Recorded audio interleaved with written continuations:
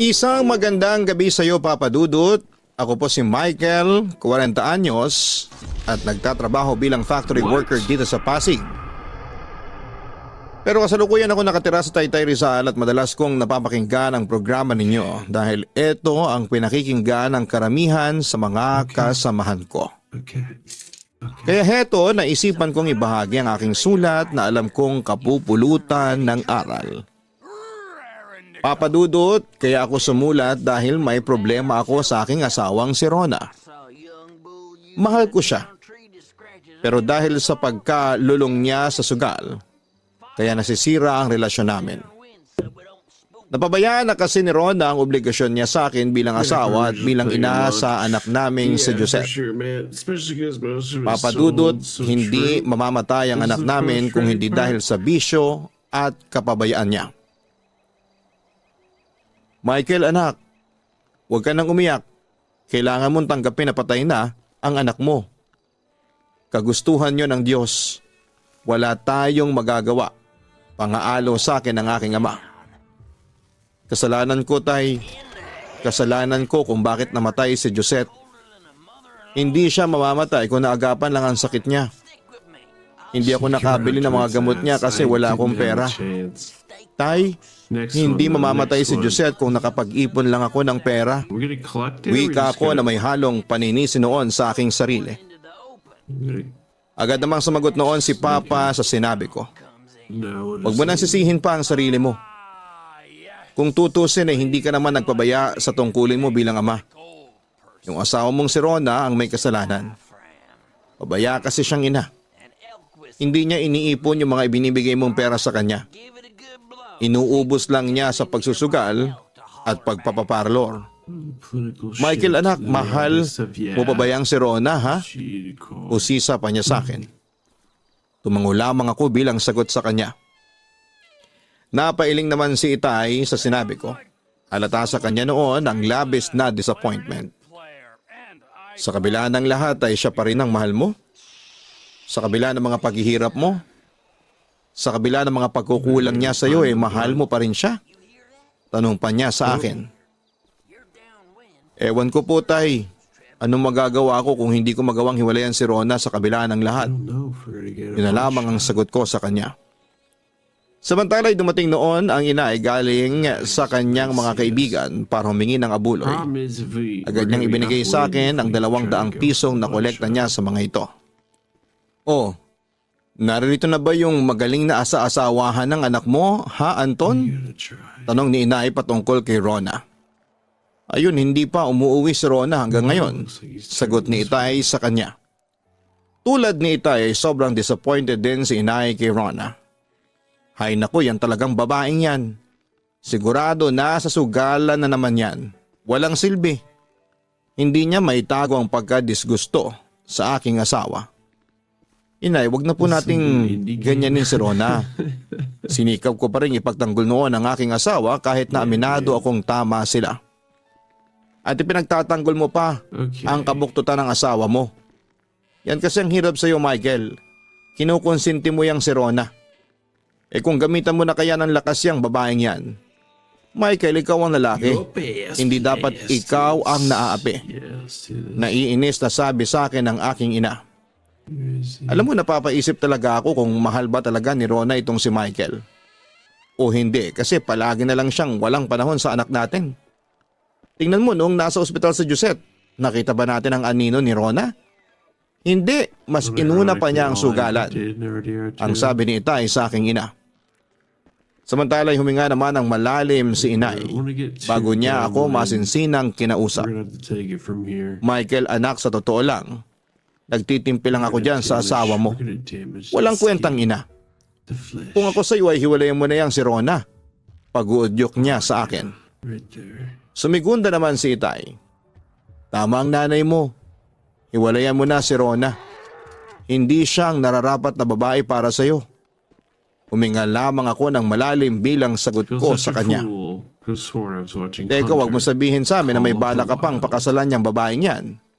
Tanong sa akin ni Inay na para bang sisigawan niya ako ng tanga kapag sinabi kong pakakasalan ko pa rin si Rona. Hindi nagtagal ay dumating na rin si Rona at tulad ng aking inaasahan, galing siya sa sugalan malapit sa bahay namin. Where'd you go? Nagtong-its lang kami ng mga kumari ko tapos napainom lang ng kaunti. Pagmamalaki pa sa akin. Papadalas na yung pagsusugal mo, Rona. Hindi na maganda ito. Concern kong wika sa kanya. Agad naman akong kinontra ni Rona. Teka, ano bang masama kung magsugal ako? Wala na ba akong karapatang magsaya, ha? Depensa niya sa kanyang bisyo. Pero marami nasasayang na pera dahil dyan sa bisyo mo. Sita ko sa kanya. Pero sa halip na sagutin ako ay dumukod siya ng pera sa kanyang bulsa at ibinigay niya yon sa akin. Oh, ayan na yung pera. Para manahimik ka na. Saan ang galing to? Tanong ko sa kanya habang binibilang ko ang pera. Nasa 3,000 piso din yon. Napanalunan ko yan kanina. Ayan, may pera ka na ulit. Kaya tigilan mo na yung kakadakdak mo. Sagot niya sa akin. Mukhang pera. Narinig ko yon kahit napabulong pa niyang sinabi yon. Pero hindi ko na siya pinatulan pa. O na itay, nandito na pala kayo. Anong masamang hangin na nagdala sa inyo dito? Sarkastikong wika ni Rona sa mga magulang ko na nooy bumisita lamang sa akin. Nag-init naman ang ulo ni Itay dahil sa pabalang na sagot ni Rona. Isarado mo yung bibig mo, Rona. Baka palayasin ka namin dito sa bahay ninyo. Banta pa niya sa manugang. Anong palayasin? Bakit sa inyo ba tong bahay? Hindi naman, hindi ba? At saka bakit ba kayo nakikialam sa buhay namin ni Michael? May sariling pamilya na ang anak ninyo. Kaya wag na kayong makialam. Kontra naman ni Rona. Aba, walang yakang babae ka? Nagiinit noon ang ulo ni Inay. Inay, Itay, pakiusap, tama na po.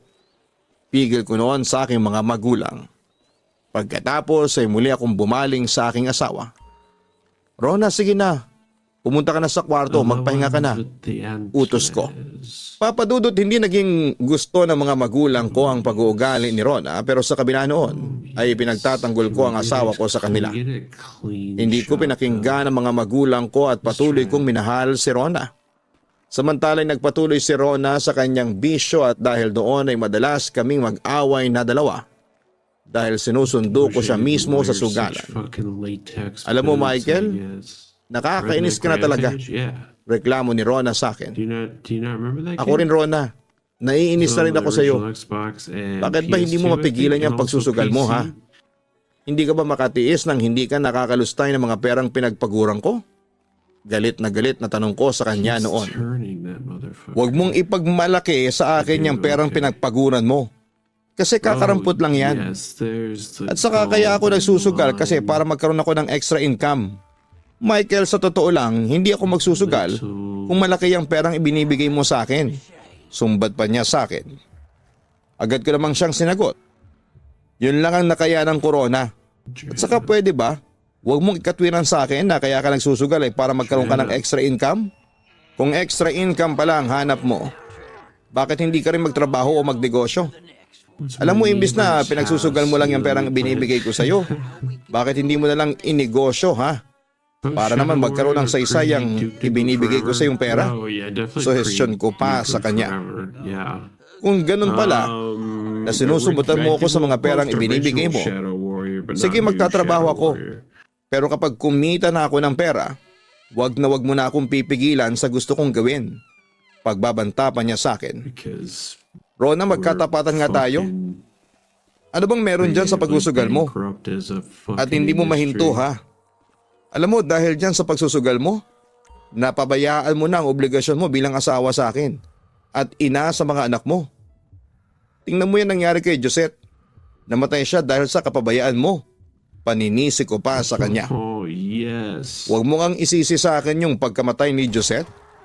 Una sa lahat, hindi mamamatay ang anak natin kung may perang ibinigay ka sa akin na pang pa-ospital. Ibinalik niya sa akin ang sisi. Ngunit agad ko yung kinontra. May ibinigay naman ako sa yung pera, hindi ba? Pero ano ang ginawa mo? Nilulustay mo lang sa pagsusugal. Kaya tuloy wala kang naipon. Sa oras na kailangan natin ng pera, wala kang madukot. At sa Rona, ni minsan, hindi ko nakitang inilagaan mo si Josette. Noong may sakit siya kasi palagi kang wala sa bahay. Nasa labas ka palagi at nagsusugal. Okay. Kung tutuusin, Rona, ikaw talaga ang may kasalanan kaya nagkakaganito ang buhay natin. Alam mo, Michael, punong-puno na rin ako sa'yo. Bakit masyado kang pakialamero? Kayo na mga magulang mo. At saka ang ayaw ko sa'yo, nagpapadikta ka dyan sa mga magulang mo. Medyo paglihis niya ng usapan. Hindi natin pinag-uusapan ng mga magulang ko. Ang pinag-uusapan natin ay yung pagkakalulong mo sa sugal. Ngunit pinagdiinan pa rin ni Rona ang kanyang punto. Michael, ayaw ko nang dinidiktahan ako sa mga gusto kong gawin. Ngayon, kung gusto mo pang tumagal ang relasyon natin, huwag mo kong diktahan at pagsabihan. Ang pagsabihan mo, yung mga magulang mo, na huwag silang makialam sa buhay natin. Rona, ano bang gusto mong gawin ko para tumigil ka na sa pagsusugal? Seryosong tanong ko sa kanya. Hindi ko mapigilan yung pagsusugal sa totoo lang. Para ako mamamatay kapag hindi ako nakapagsugal. Hindi na ko kumpleto yung araw ko kapag hindi ko nagagawa yon. Pag-amin niya sa akin. Nanlumo ako sa aking narinig. Adik ka na nga talaga. Yun na lamang ang nasabi ko. Sa mga sagot ni Rona sa akin ay napagtanto kong wala na siyang pagbabago pa. Samantala isinubukan ni Rona na maghanap ng trabaho para sustentuhan ang kanyang bisyo. Kaso hindi siya pinalad kaya sa huli umasa siya sa akin. At pinasan ko naman ang lahat. Pero hindi natigil ang away namin dahil sa bisyo niya. At umabot na nga kami sa punto ng hiwalayan. Pero dahil sa mahal ko siya ay mabilis din kaming nagkabalikan. Pero papadudot kahit na anong gawin ko ay hindi talaga matigil-tigil sa pagsusugal. Ang aking asawa kaya madalas ay nag-aaway pa rin kami sa pera. Heto lang ang kinita mo? Kumpronta sa akin ni Rona pagka-uwi ko galing sa trabaho. Araw kasi ng sweldo noon kaya nakaabang siya sa akin, papadudot. Ano pang akala mo? Yan naman talaga ang binibigay ko sa iyo, hindi ba? Ang sabi ko sa kanya. 2,000. Sa palagay mo hanggang kailan naabutin to? Sa pagkain pa lang natin kulang na to. Reklamo niya sa akin. Nagreklamo ka pa dyan? Kung inipon mo sana, yung mga ibinibigay ko sa yung pera at hindi mo pinangsusugal, di sana hindi ka nagkakaproblema dyan. Ang sabi ko sa kanya. Ayan ka na naman. Tumigil na ako sa pagsusugal. Pagsisinungaling niya sa akin. Huwag ka na magsinungaling. Alam ko, Rona, na hindi ka pa rin tumitigil sa pagsusugal. Pagbubuking ko naman sa kanya. May mga nagkikwento kasi sa akin, papadudod, na kapag nasa trabaho pa rin ako ay sumasaglit pa rin si Rona sa mga amiga niya para magtong its. Minsan sa loob pa ng bahay namin mismo sila nagsusugal. Kung may trabaho lang kasi ako, bulong niya habang nakasimalmal. Narinig ko naman yon kaya agad ko siyang binara. Kunwari ka pa. Hindi ka naman naghahanap ng trabaho. Gusto mo lang umasa sa akin. Anong mga pinagsasasabi mo dyan? Sa totoo lang, ayaw ko na rin umasa sa iyo kasi mayabang ka. Nagkaroon ka lang ng pera ganyan ka na. Uwi ka ng asawa ko sa akin. Para tuloy lumalabas na siya pa ang biktima. Yan din kasi ang hirap sa iyo. Wala kang ginawa kundi ang magsugal ng magsugal. Imbis na makatulong ka sa akin lalo ka pang nagiging pabigat. Real talk ko sa kanya. Kung pabigat lang pala ako sa iyo, di sige magkanya-kanya na lang tayo. Sabi pa niya sa akin. Sige magkanya-kanya na lang tayo. Kasi pagod na rin ako sa iyo. Dahil sa iyo, kaya tuloy pati ako nadadamay sa kamalasan mo. Pagsang-ayon ko. At ako pa ngayon ang malas. Hoy Michael, simula nung nagsama tayo hindi naging maginhawa ang buhay ko sa'yo. Hirit niya pa sa akin. Paano hindi magiging maginhawa sugarol ka? Yun naman ang balik ko sa kanya. Hindi naman kasi naging maayos ang buhay ko sa'yo. At saka sinisisi mo yung pagiging sugarol ko? Kung tutusin nga naging sugarol ako ng dahil sa'yo. Natuto akong magsugal kasi wala kang maipakain sa akin. Hindi mo nasusunod ang mga pangangailangan ko. Dahil sa wala kong trabaho kaya wala akong mapagpilian kundi ang sumugal para lumaki yung ibinibigay mo sa akin nakakarampot lang. Dahil sa sinabi niyang yon, Lumalabas tuloy na ako pa ang may kasalanan kaya puro problema ang pagsasama namin. Huwag mong isisi sa akin yan, Rona. Hindi ka tanga. Alam mong maraming paraan para hindi ako magipit sa pera. Hindi mo na lang iniipon ang perang ibinibigay ko? Sagot ko naman sa kanya.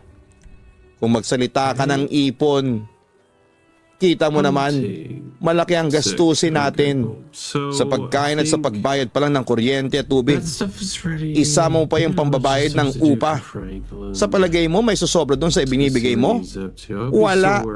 Tapos may gana ka pang magsabi sa akin dati na magnegosyo. Wala nga tayong puhunan. Katwiran pa niya. Nung nanalo ka sa wedding ng 20 mil nung isang buwan, bakit hindi mo yung pinagnegosyo? Balik ko sa kanya. Tinulungan mo ba ako? Hindi naman, di ba? Tila paninisi pa niya sa akin. Alam mo namang may trabaho ako, Rona. Ang sabihin mo, yung 20 mil na napanalunan mo, pinatalo mo lang sa mahjong. Muli ko siyang binara. Michael, tama na. Huwag mo na akong pagmukhahing masama kasi may pagkukulang ka rin sa akin. Hindi mo rin ako tinutulungan para may taguyod ang pagsasama natin. Kaya sige, kung nagsasawa ka na sa akin, sa sitwasyon natin, maghiwalay na lang tayo. Pagbabanta pa niya sa akin. Itigil mo lang yung pagsusugal mo at wala na tayong magiging problema. Rona, hindi sagot ang paghihiwalay. Giit ko naman sa kanya. Pero nagmatigas si Rona noon kaya hinayaan ko na lamang siya sa gusto niya. Sa pagkakataong yon ay muli kaming nagkahiwalay. Umalis si Rona siguro dahil sa napuno na rin siya sa akin. Pero hindi ako nagsisisi kung palagi ko siyang sitahin sa ginagawa niya. Alam niyang mali ang ginagawa niya pero patuloy pa rin siyang nagpapakalulong. Papadudot hinayaan ko na lamang umalis si Rona at maghiwalay kaming dalawa. Dahil baka doon siya magiging masaya. Papadudot ilang buwan kami nagkahiwalay ni Rona at aminin kong sobra talaga akong nalungkot noon. Kaya nga nung bumalik ulit si Rona sa bahay ay tinanggap ko ulit siya. Sa kabilang banda ay nangako naman siya sa akin noon na ititigil na ang pagsusugal. Pero tulad ng inaasahan ko ay hindi pa rin siya nagbago. Mas lumala pa nga ang mga pagsubok na dumating sa amin. Una, nawalan ako ng trabaho kung kailan kailangan ko ng pera. Michael, anak, huwag kang mag-alala. Malalampasan mo din yung problema mo. Makakahanap ka ulit ng bagong trabaho. Tutulungan ka namin ng tatay mo. Wika sa akin ni inay. Magalang naman akong tumanggi. Huwag na po inay, nakakahiya na po sa inyo. Marami na po akong utang sa inyo at saka ayaw ko na pong maging pabigat sa inyo. Anak, hindi ka namin kayang tiisin. Ikaw lang ang nag-iisang anak namin. Ayaw naming makita ka na naghihirap. Nag-aalalang sabi sa akin ng aking ina. Pero kasi inay, pero hindi ko na naituloy pa ang sasabihin ng aluin ako ni inay. Iba pa rin talaga ang pagmamahal ng isang magulang. Sige, bumawi ka na lang sa susunod. Kung magkakapera ka ulit saka mo na lang kami bayaran ng tatay mo. Pero sa ngayon ay tutulungan ka namin, ang sabi pa niya sa akin. Samantala nang bumalik ulit si Rona sa akin ay inakala ko magbabago na siya pero nagkamali ako, papadudot, dahil mas tumindi ang pagkakalulong niya sa pagsusugal. Kung dati pera lang ang kinukuha niya ng palihim sa wallet ko, ngayon ay ibinibenta na niya ang mga gamit namin sa bahay. Hanggang isang araw ay nahuli ko siyang dala-dala ang aming rice cooker para ibenta. Magsusugal ka na naman? Rona, balak mo bang simutin yung lahat ng gamit natin para lang dyan sa pagsusugal mo? Diretsa ko sa kanya. Tingnan mo yung bahay natin. Wala na tayong kagamit-gamit. Yung mga electric fan, yung TV, radyo, yung ref, pati na yung cellphone ko binenta mo na nang walang paalam sa akin. Pero ano? Saan napunta yung pera? Ayun, pinatalo mo lang sa sugal. Sita ko pa sa kanya. Patawarin mo ako, Michael. Gusto ko lang kasing magkapera. Agad na sabi niya sa akin. Pero kapag nagkapera ka, pinagtataya mo rin sa sugal. Wala rin katapusan ang pagsusugal mo. Alam mo, Rona, kung gusto mo talaga makatulong sa akin, tigilan mo na yung pagsusugal mo. Walang mabuting may dudulot yan sa atin. Sinisira niya ng relasyon natin. ang sabi ko pa sa kanya. Anong gagawin natin? Tutunganga na lang ba tayo hanggang sa mamatay tayo sa gutom? Wala ka nang trabaho, Michael. Ngayon sabihin mo sa akin, ano ang gagawin mo? Ano nang plano mo para sa atin? Nakaramdam ako ng inis nang ikatwiran niya sa akin na kaya siya nagsusugal para may makain kami. Ikaw, ano na rin ang plano mo sa buhay mo, ha? Balik na tanong ko sa kanya. Kaya tayo naghihirap dahil sa'yo. Nagdadala ng mala sa atin yung pagsusugal mo. Rona naman, kailan ka ba magigising dyan sa kalokohan mo? Sa totoo lang ay pinagsisisihan ko na kung bakit hindi ko pinigilan niyang pagsusugal mo dati. Ayan tuloy, nalulung ka na, Rona. Hindi ka naman talaga magbabago? Hindi naman nakaimig si Rona. Halatang tinamaan kasi siya sa mga sinabi ko. Mahal kita, Rona, kaya hanggat maaari, ayaw ko masira ang buhay mo. Nang buhay nating lahat ang dahil lang sa sugal. Pakiusap naman, tulungan mo naman ang sarili mo. Magbago ka na. Kung mahal mo pa ako, titigil ka na sa pagsusugal. Gagawin mo ito para sa akin. Yun ang huli kong sinabi sa kanya noong araw na yon. Papadudot, sinikap ko talagang makahanap ng trabaho at sa awa naman ng Diyos ay nagbunga rin ang paghihirap ko. Pero si Ron ay lalong lumala ang pagsusugal niya. Simula noon, dahil sa nangyari, minabuti ko nang huwag na lamang siyang bigyan ng pera. At ako na lamang ang magbabudget ng pera. Dahil doon ay nagrebelde si Rona at umutang siya kung kani-kanino para lamang masustentuhan ang bisyo niya. Hanggang isang gabi, isang pangyayari na kagagawa ni Rona ang muntik nang maglagay sa amin sa kapahamakan. Michael, patawarin mo ako. Patawarin mo kung nadamay ka pa sa gulong pinasok ko. Tila nagsisising wika ni Rona sa akin. Bakit mo naman ginawa yun? Ang laki ng utang mo. Nangihinang sabi ko naman sa kanya. Natalo kasi ako sa pustahan. Pero sinabi ko naman sa kanila na babayaran ko yun. Hindi nila to dapat na ginawa sa'yo. Wika niya. Tingnan mo, Rona. Tingnan mo yung epekto ng pagsusugal mo. Pati asawa mo ay napahamak. Gusto ko mapagtanto ng asawa ko ang pagkakamaling ginawa niya. Nakita ko namang sising-sisi si Rona sa lahat ng mga kasalanan niya. Patawarin mo ako, Michael, pakiusap. Pagkatapos noon ay umiyak na siya sa harapan ko. Patatawarin kita kung mangangako ka sa akin na ititigil mo na ang pagsusugal mo. Rona, hihintayin mo pa bang may magbuwis ng buhay sa atin dalawa? Kapag hindi ka pa tumigil, ang sabi ko naman sa kanya. Sige, Michael, itigil na ako sa pagsusugal, pangako. Patawarin mo na ako. Yun ang binitawan niyang salita na pangahawakan ko. Papadudot, muli kong tinanggap ang pangako ni Rona na hindi na siya muling magsusugal pa. Samantala agad namang nahuli ang mga gumawa ng kahayupan sa akin. Yun nga lang, simula noon ay nakatanggap na kami ng mga pagbabanta sa aming buhay. Kaya nagpasya na kaming lumipat na noon ng tirahan sa pag-aakalang makakaiwas na siya. Kasong isang adik kahit na ilang beses mong pigilan ay hindi na magpapapigil. Oo, napako na naman ang pangako niya sa akin na ititigil na ang masamang bisyo na yon. At dahil doon ay lumobo pa lalo ang utang namin na nagresulta sa pagdami ng mga naniningil sa amin. Sa kabilang banda, sa halip na bayaran ay tinaguan lamang yon ng asawa ko kaya nauwi ang lahat ng paniningil sa pagbabanta sa buhay namin, Papadudot. Doon ako natauhan na hindi ko na dapat ipagpatuloy ang pakikisama kay Rona kung gusto kong tumahimik ang buhay ko. Kaya isang desisyon ang aking ginawa. Nagpasya na ako mag-impake at magpakalayo-layo na kay Rona dahil ayaw ko nang madamay sa mga gulong pinapasok niya. Samantala, sinubukan naman akong pigilan ni Rona noon at halos magmakaawa siya sa akin na huwag ko siyang iwanan. Rona, akala ko ba magbabago ka na? Akala ko ba titigil ka na sa pagsusugal? Pero bakit ginawa mo na naman to? Rona, kailangan pa bang may magbuwis ng buhay para lang tumigil ka na dyan sa bisyo mo? ang sabi ko noon sa kanya. At tulad ng aking inaasahan, Papa Dudut, ay humingi na naman sa akin ng tawad ang asawa ko. Ilang beses na kitang pinatawad pero paulit-ulit ka pa rin sa paggawa mo ng mali. Rona, pinagbigyan na kita ng maraming beses para baguhin mo yung buhay mo. Tinulungan na nga kita, hindi ba? Nagtiwala pa rin ako sa iyo sa kabila ng lahat. Pero anong ginawa mo? Sinira mong lahat. Ang sabi ko sa kanya ng puno ng hinanakit.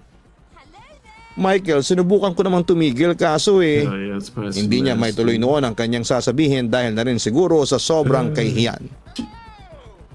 Ayaw ko na, Rona. Pagod na ako. Pagod na ako sa relasyon natin. At saka natatakot na ako sa mga pagbabantang natatanggap natin dahil sa kagagawan mo. Hindi to yung gusto kong buhay, Rona. Ayaw ko ng magulong buhay. Pero dahil sa'yo, kaya gumugulo at nanganganib ngayon ang buhay natin. Rona, ikaw ang pumasok sa gulong to kaya ikaw ang tumapos. Huwag mo na akong idamay pa. Yun ang huling desisyon ko. Ubos na kasi ang PC ko, Papa Dudut, at na-realize kong hindi na talaga siya magbabago pa. Umiyak lamang noon si Rona. Ayaw ko tong gawin, pero ito lang ang naisip kong paraan para malaman mo kung paano mabuhay nang wala ko. Napapansin ko kasi na malakas ang loob mong pumasok sa gulo kasi ako madalas na sumasalo ng lahat.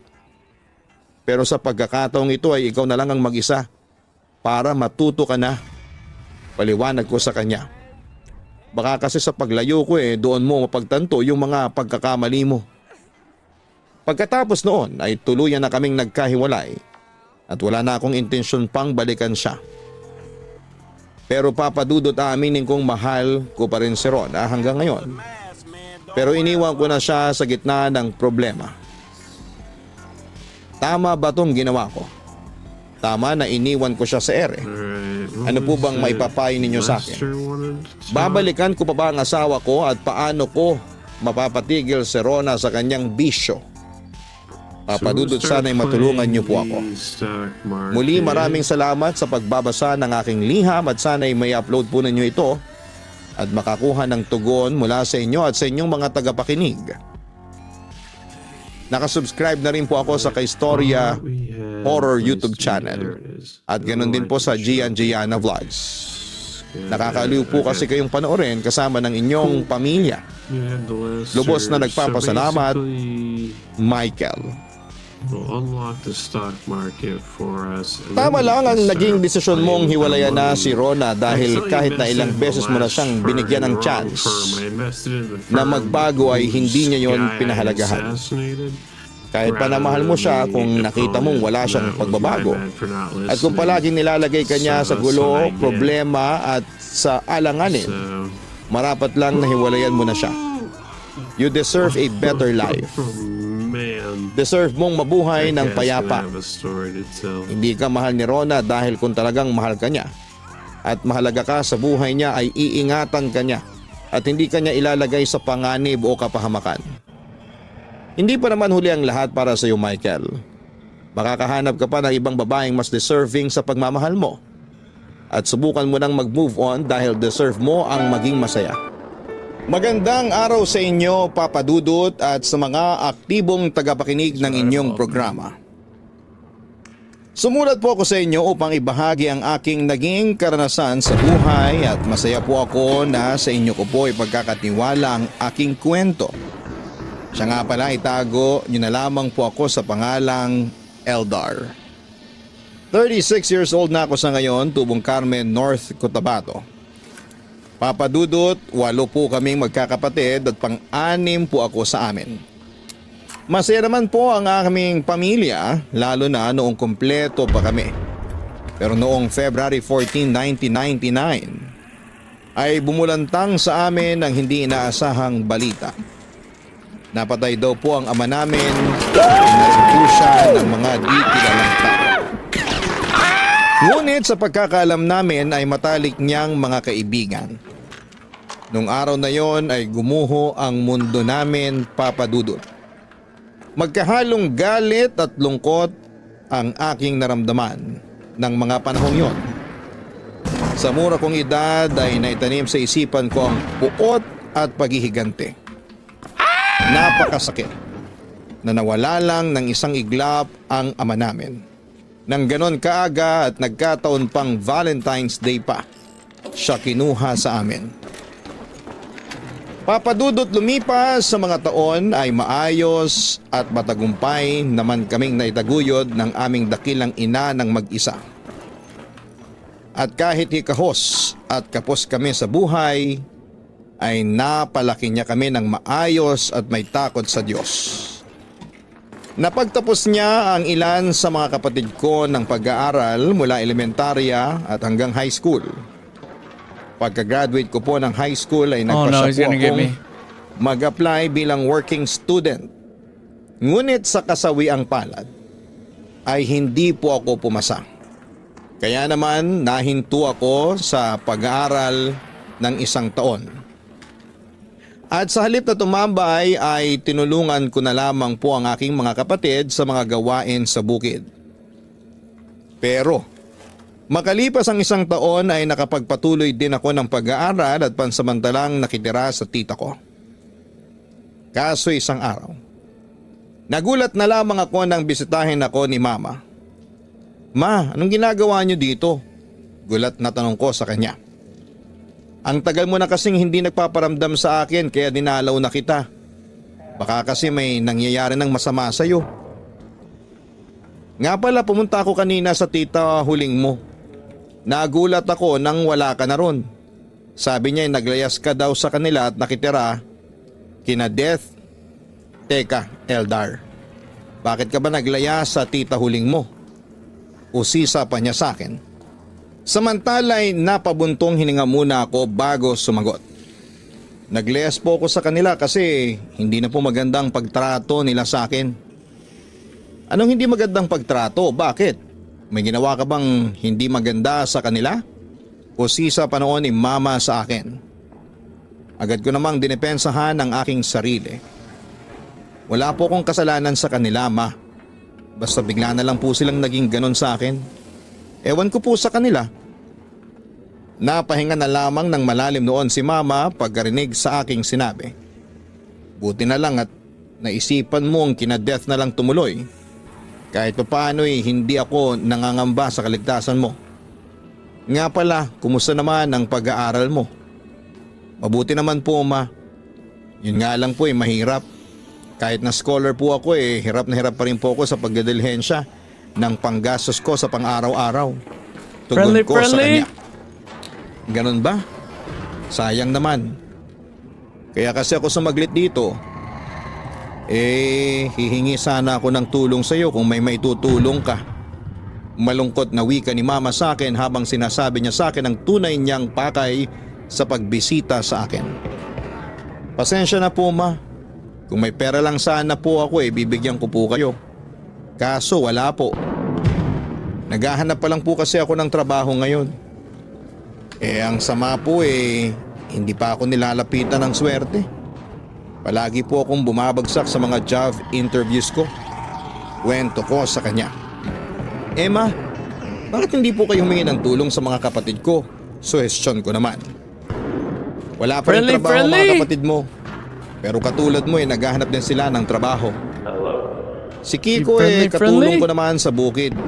Kaso dahil nga sa matagal pa ang anihan natin wala kaming makain doon. Puro utang na nga ako sa mga kakilala at kamag-anak natin. Sagot ni Mama sa akin. Sige po, Ma, magdidilhensya ako ng pera ngayon para sa inyo. Susubukan kong umutang sa mga kaibigan ko ngayon.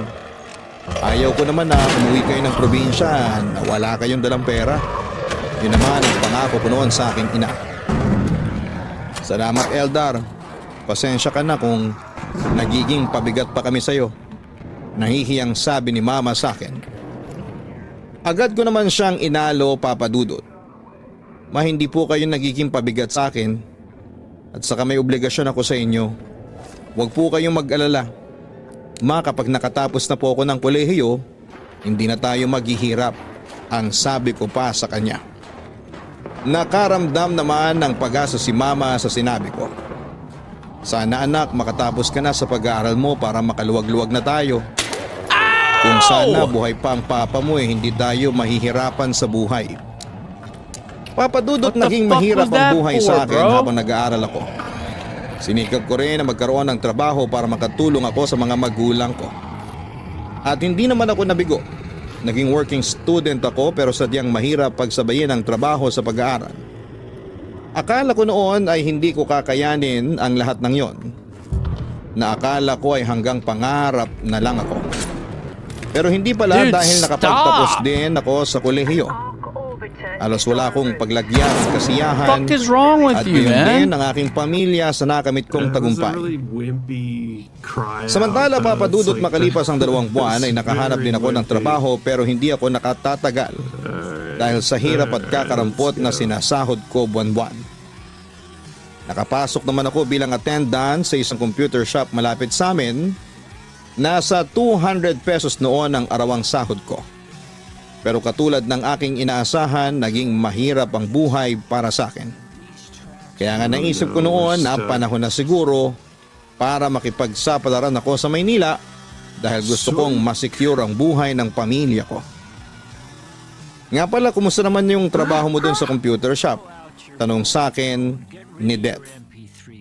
Medyo ayos naman, tipid kong sagot. Nagsalita naman si Mama nang marinig niya ang usapan namin ni Death.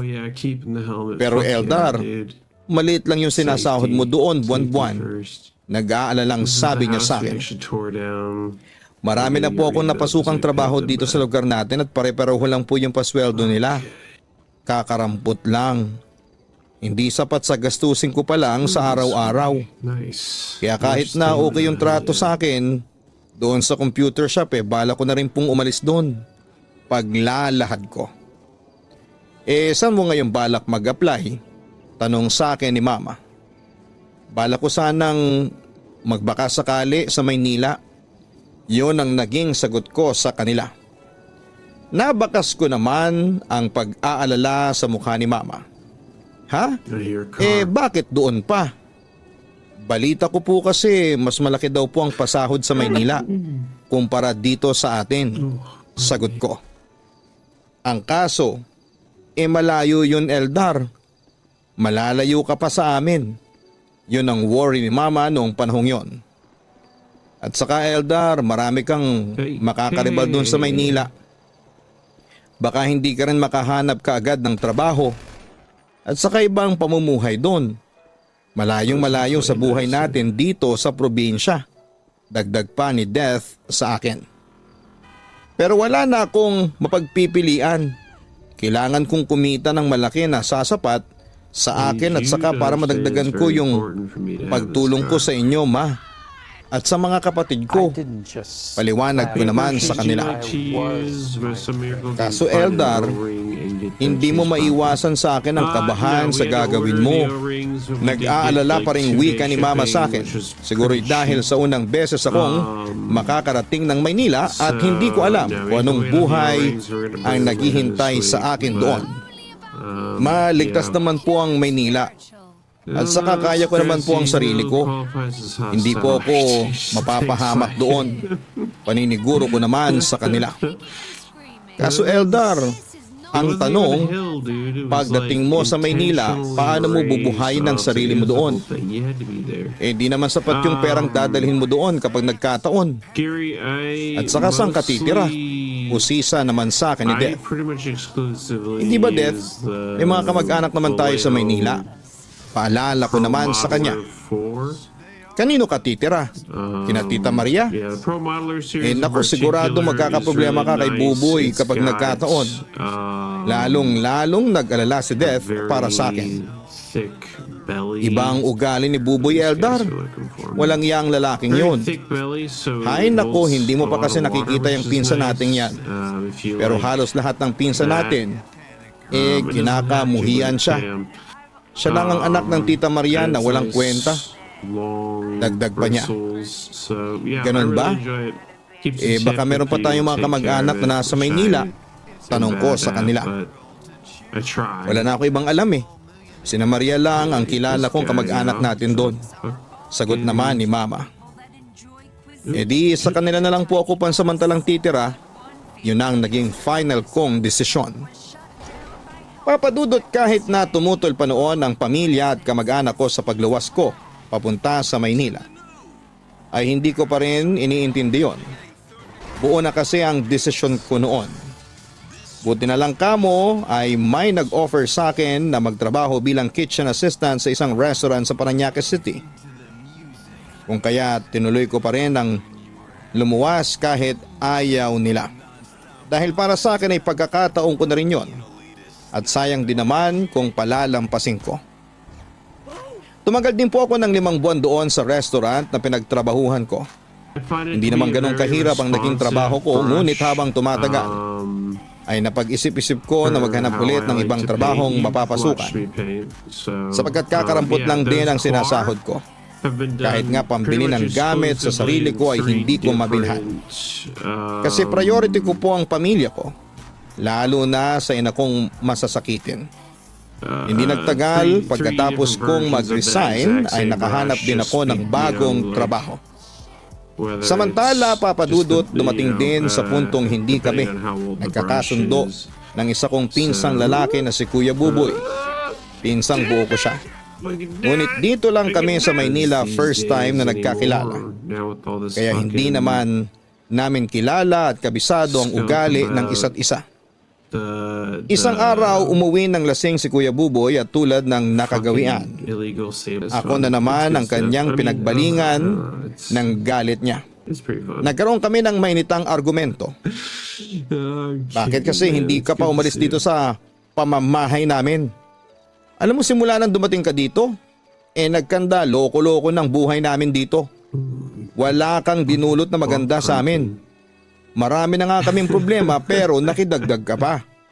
At imbes na makatulong ka sa amin, lalo ka lang naging pabigat. Imbes na ako lang ang pagtuunan ng pansin ni Mama, nahahati pa ng dahil sa'yo, sa inyo ni Ron. Galit na galit na sabi ni Kuya Buboy sa akin. Dinamay na rin niya sa galit niya ang isa pa niyang pinsan na nakikitira din sa kanila, si Ron. Yan lang ba ang pinuputok ng butsi mo, ha? Teka kuya, ako pabigat? May trabaho naman ako ah. Nakakatulong naman ako sa inyo. Paalala ko sa kanya. Paano ka nakakatulong samantalang ang liit-liit lang ng ibinibigay mo kay Mama? Tila ba pang mamaliit niya sa akin noon? At saka dahil sa'yo, kaya nababaliwala na ako. Ako na sarili niyang anak parang wala na. Nakikihati pa kasi kayo sa atensyon niya. Reklamo pa niya. Kuya, hindi ko na problema yun. Ang mama mo ang nagpatira sa akin dito. Hit ko sa kanya. Ang kapal talaga ng mukha mo, Eldar. Parehong-pareho kayo ni Ron. Mga mahihilig sumampid. Sigaw niya sa akin habang dinuduro ako. Kuya Buboy, please lang, tama na. Manahimik ka na. Lasing ka na. At saka nakakaistorbo ka na sa mga kapitbahay, kaya please lang. Huwag ka nang mag-ingay pa dyan. Wika ko. Inabahan ko pa noon ang aking pasensya dahil tama siya. Nakikisampid lamang ako kina Tita Maria. Ganun pa man, malapit na ring maubos noon ang aking pasensya. At sino ka naman para pagsabihan ako ng ganyan, ha? Hoy, Eldar, alalahanin mong nasa pamamahay kita. Talagang sinasagad ni Kuya Buboy ang pasensya ko. Buti na lamang at dumating na si Ron para pumagitna sa aming dalawa. Kuya Buboy, Eldar, ano ba nangyari, ha?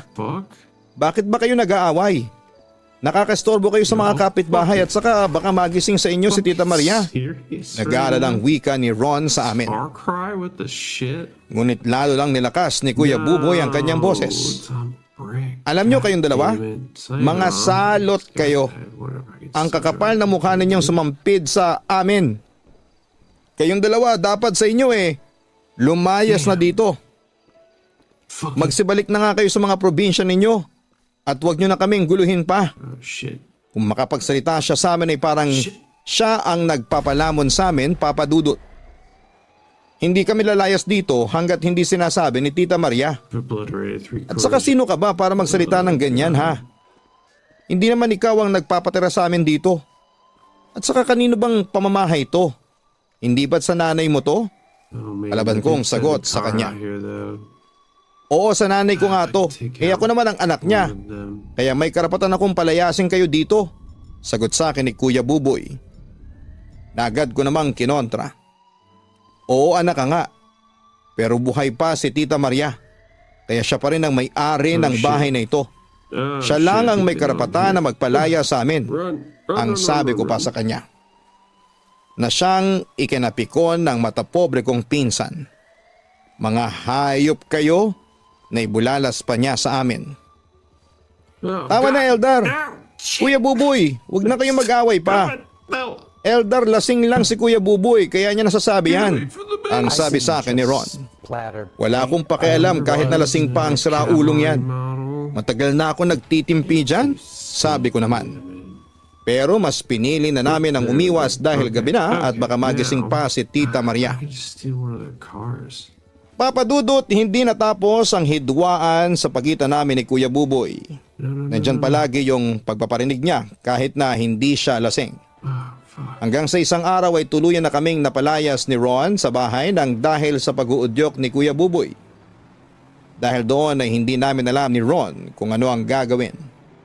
At hindi ko akalain na mangyayari yon sa akin. Papa Dudut, halos mawala na ako ng pag-asa noon.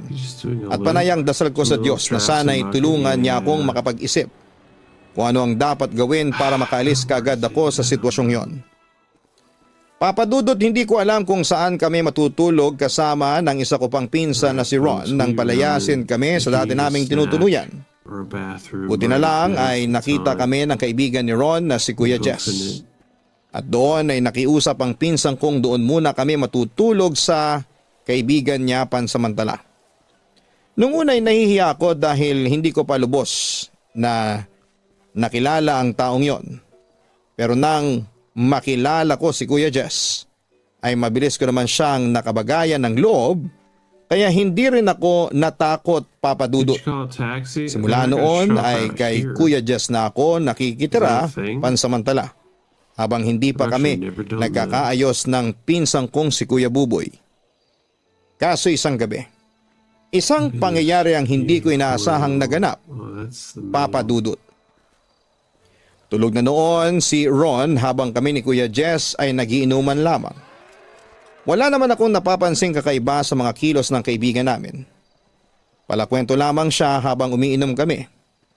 Ngunit hindi ko namamalayan na napaparami na pala ang inom ko. Hanggang sa parang lumilipad na ang isipan ko. Hanggang sa maramdaman kong may humahawak na sa maselang bahagi ng katawan ko. Nakita kong si Kuya Jess yun, pero wala na akong lakas pa para magprotesta. Basta ang natatandaan ko lamang, dahan-dahan niyang hinubad ang pantalong ko at brief at nilaro-laro niya ang aking pagkalalaki. Hanggang sa tuluyan na akong nawala ng malay ng dahil sa kalasingan. Kinaumagahan nagulantang na lamang ako dahil nakita ko ang aking sarili na hubot-tumad. At sa tabi ko ay nakahubad din si Kuya Jess. May nangyari sa amin na hindi ko inaasahan. Bakit mo ginawa sa akin to? Bakit mo naman ako pinagsamantalahan ang kahinaan ko? At saka bakit hindi mo sinabi sa akin na bakla ka? May paninising tanong ko sa kanya. Kung sasabihin ko ba sa iyo agad na bakla ako sa palagay mo ba ilalapit ka sa akin? Hindi no, sagot niya sa akin. Pero nang panahong yon ay hindi pa rin ako makapaniwala na nagawa niyang halayin ako. Kuya Jess, bakit mo ba ginawa to sa akin? Gusto kong malaman sa kanya kung bakit niya ako ginawa ng kahalayan. Sorry Eldar, maunawaan ko kung magagalit ka sa akin o kung saktan mo man ako. Pero kasi nagawa ko lang yon. Kasi nahihiya pang aminin ni Kuya Jess sa akin ng totoo. Napabuntong hininga na lamang ako. Ang hindi ko lang maintindihan noon ay hindi ako nagwala o naggalit sa kanya. Kahit pa napagtanto kong pinagsamantalahan niya ako. May gusto ka ba sa akin?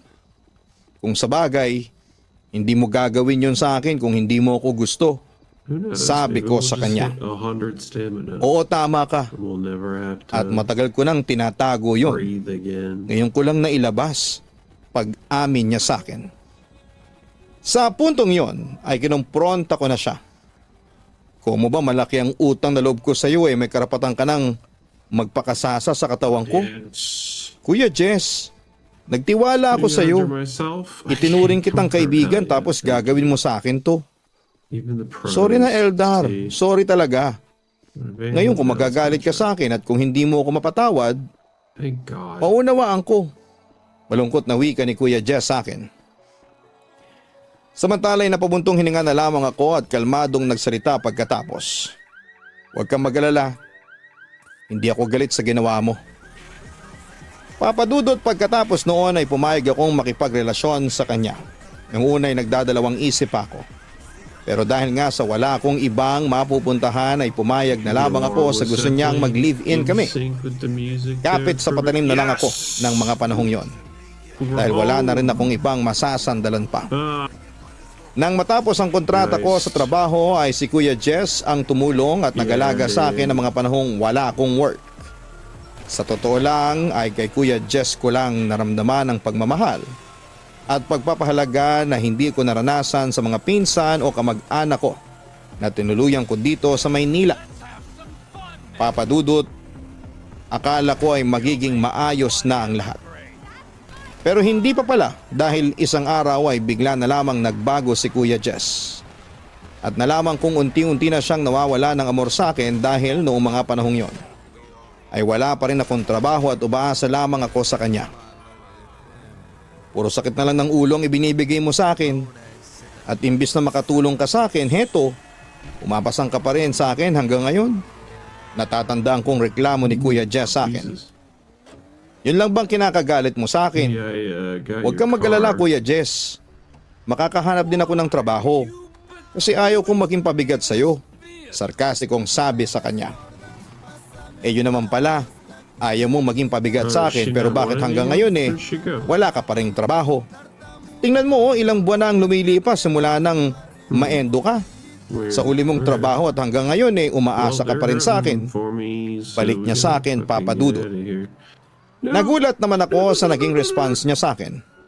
Akala ko ba maintindihan mo ako Kuya Jess? Nakita mo naman naghahanap ako ng trabaho hindi ba? Kaso anong magagawa ko? Kahit na anong gawin ko kung hindi ako sinuswerte sa paghahanap. Kuya Jess, akala ko ba handa mo akong tulungan sa oras na kailangan ko ng tulong? Tanong ko sa kanya. May problema din kasi ako Eldar.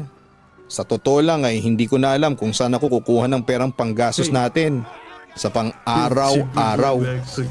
Hindi ko alam kung sinong pwedeng mahinga ng tulong.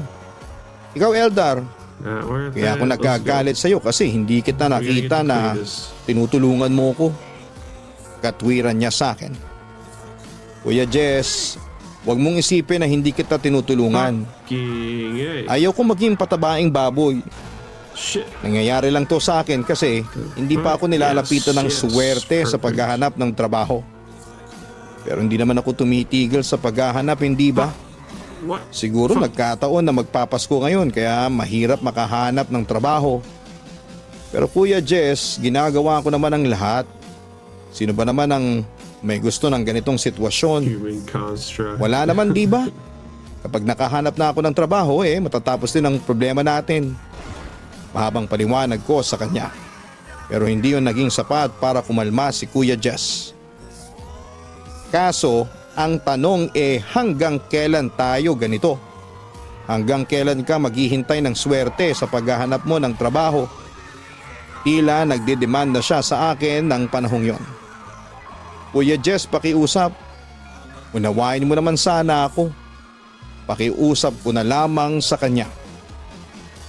Ilang beses na kitang inuunawa Eldar. Pagod na nga ako. Ayaw ko na. Wika niya sa akin. Papadudot nagpatuloy ang hindi pagkakaunawaan namin ni Kuya Jess hanggang sa umabot na kami sa awayan at walang kibuan. May pagkakataon ngang pinagsarahan niya ako ng pinto at hindi pinagbuksan. Magdamag akong tumambay sa labas ng bahay niya hanggang sa mag-umaga na. Papadudot ng mga oras na yon ay hindi ko maiwasang mapaluha. Iniisip ko na napakamalas ko. Ang akala ko kasi ay magiging okay ako sa piling ni Kuya Jess. subalit nagkamali pala ako. Just doing stunt tricks Gayon pa on man him ay now. patuloy pa rin ako sa paghahanap ng trabaho at nagbabaka sakaling matatanggap. Samantala, naging sandigan ang problema ko kay Kuya Jess si Ivan.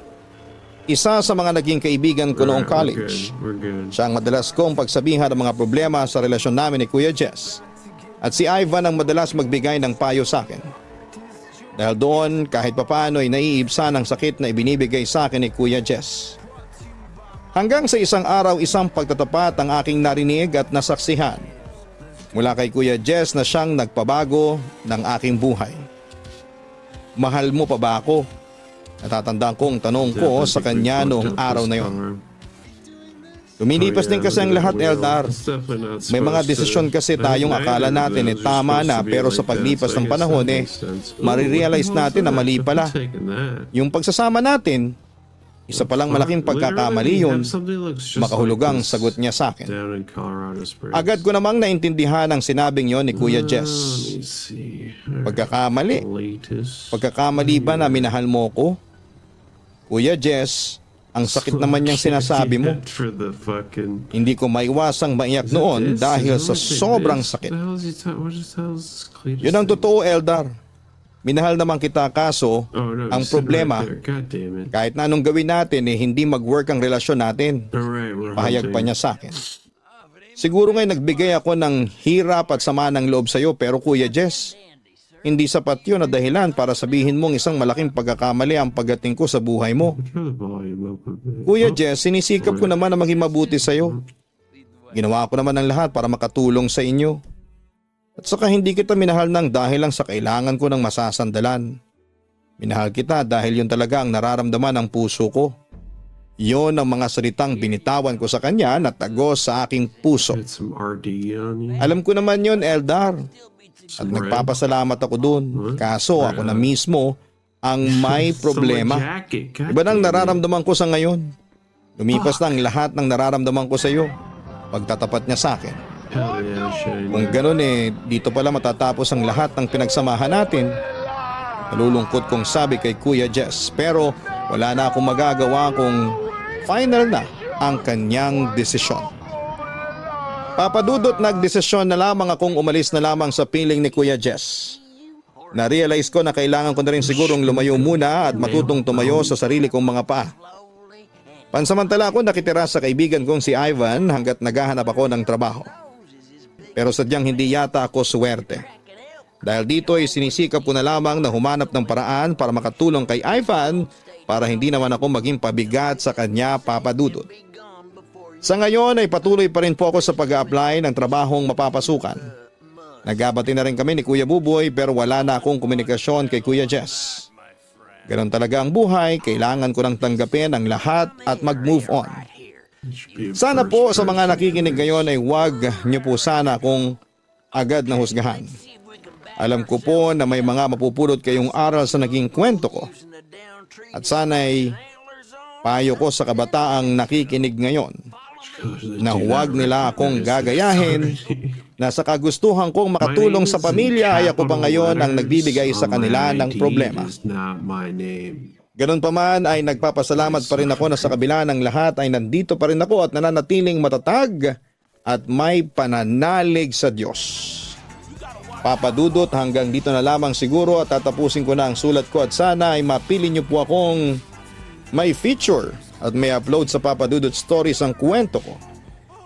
Maraming salamat po muli. God bless sa inyong lahat and more power sa inyong stasyon. Lubos na gumagalang, Eldar. Maraming salamat sa pagbabahagi mo ng iyong kwento sa Papadudot YouTube channel, sa Papadudot Stories, Eldar. Alam mo, sa buhay talaga hindi natin maiiwasan na dumating ang mga pagsubok tapos ay inaakala nating wala ng katapusan. Na ipinanganak kang malas. Pero mali yun.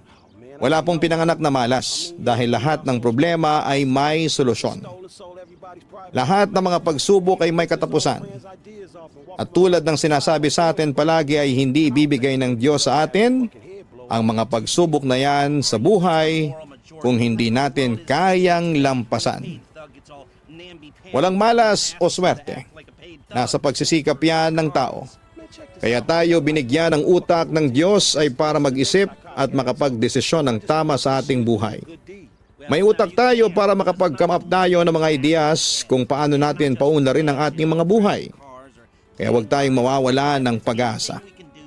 At ikaw naman, Eldar, naniniwala kami na isang araw ay makakaisip ka rin ng paraan para paunlarin ang iyong buhay.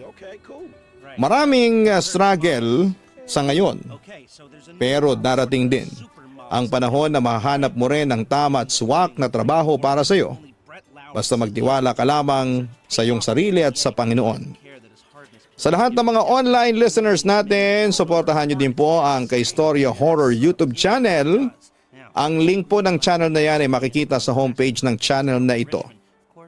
Para po yan sa mga pang-araw-araw naming upload ng mga nakakatakot na kwento, tutukan, mag-subscribe na sa Kaistorya Horror. Same with Gianna Vlogs. Yan po ang aming weekly family vlogs. Sana po ay makapag-subscribe din po kayo. Maraming salamat po sa inyong lahat.